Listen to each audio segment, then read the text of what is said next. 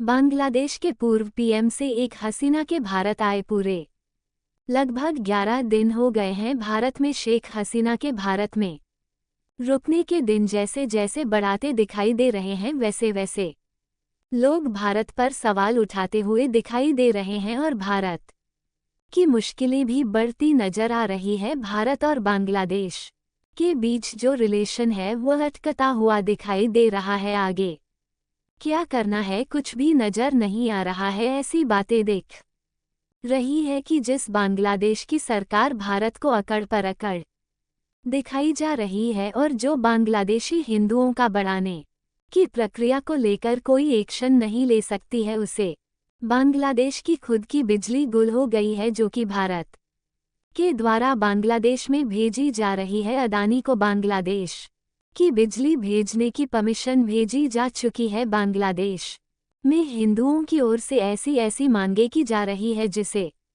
कि बांग्लादेश के हिंदू के लिए नया देश भी बन सकता है।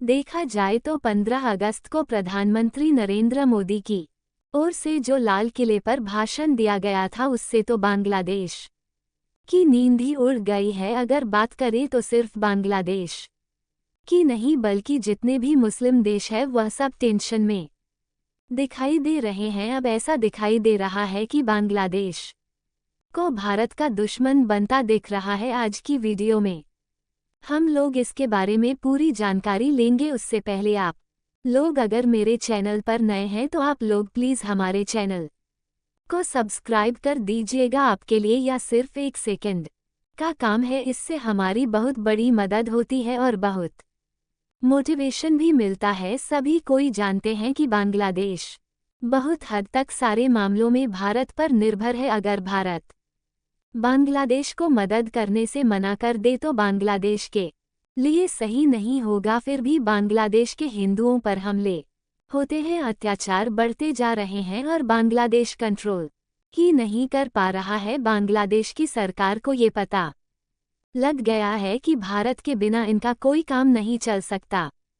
जब बांग्लादेश में हालत बिगड़ने गए तो वहां पर बिजली की व्यवस्था भी खराब होती दिखाई देती है। बांग्लादेश के पास ऑप्शन में भारत दिखा, क्योंकि भारत ही एक ऐसा देश है जो बांग्लादेश को बिजली भी तेज सकता है। आज भी बांग्लादेश को काफ़ी हद तक बिजली की सप्लाई की जा रही है। जब बांग्लादेश में क्राइसिस हुआ तो बांग्लादेश की इलेक्ट्रिसिटी प्लांट के कर्मचारी में भी उथल पुथल मच गई, जिससे कि बांग्लादेश के लोगों तक बिजली नहीं पहुंच पा रही थी। बिजली को बनाने के लिए जिस पौधे का उपयोग किया जाता है वह भी बांग्लादेश को नहीं मिल पा रही थी। कोयले के लिए बांग्लादेश दूसरे देशों पर निर्भर रहता है। बांग्लादेश का जो हालात है उसे इंपोर्ट और एक्सपोर्ट नहीं हो पा रही है। इसे अपने ज़रूरत के हिसाब से बांग्लादेश को बिजली नहीं मिल पा रही है।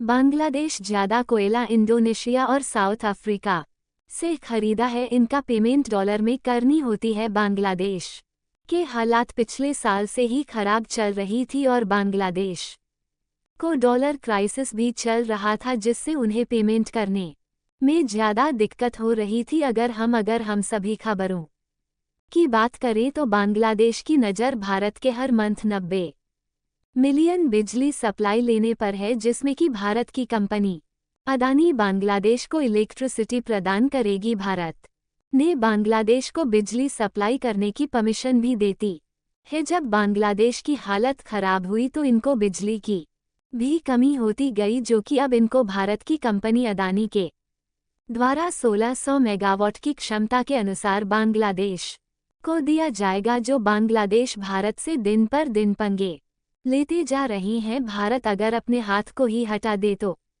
पता नहीं बांग्लादेश क्या करेगा। खबर आ रही है कि जिस तरह से बांग्लादेश के अल्पसंख्यक और हिंदुओं पर अत्याचार हो रहा है, अब दोनों मिलकर आपसी सहमति से बांग्लादेश में नए देश बनाने की बात कर रहे हैं। प्रधानमंत्री नरेंद्र मोदी ने लाल किले से जो बोला उसे तुम सारे मुसलमानों को झटका ही लग गया है। और प्रधानमंत्री नरेंद्र मोदी ने भी ये भी कहा कि आशा करते हैं कि बांग्लादेश की स्थिति जल्द ही अच्छी हो जाएगी। वीडियो अच्छी लगी होगी तो हमारे चैनल को सब्सक्राइब कर दीजिएगा। हमारा जो पहले वाला चैनल है उसमें किसी कारण से कोई दिक्कत आ गई है, इसलिए यह मेरा दूसरा नया चैनल है, तो प्लीज़ आप लोग मेरे चैनल को पहले जितना ही प्यार दीजिएगा इसके लिए आप सबका बहुत बहुत धन्यवाद। तो प्लीज़ हमारे चैनल को सब्सक्राइब कर दीजिएगा।